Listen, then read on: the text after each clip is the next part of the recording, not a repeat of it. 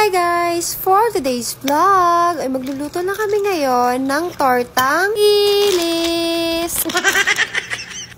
Pinaghalo-halo ko lang nga lahat ng mga ingredients na gagamitin sa tortang dilis.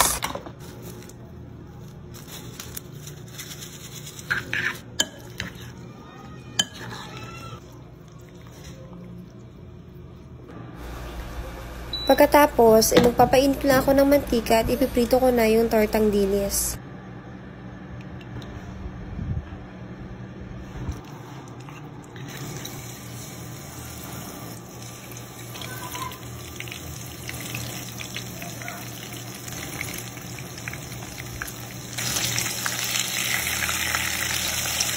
Tapos kapag nakita nyo nang namula-mula na siya, ay charot, pwede nyo nang baliktarin yung tortang dilis!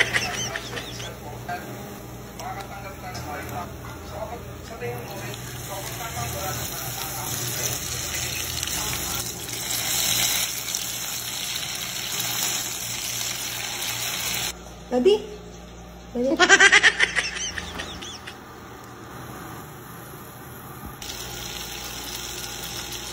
Gumawa lang din ako ng sausawan. Nilagyan ko lang siya ng pipino, tsaka sibuyas, suka at asukal at paminta.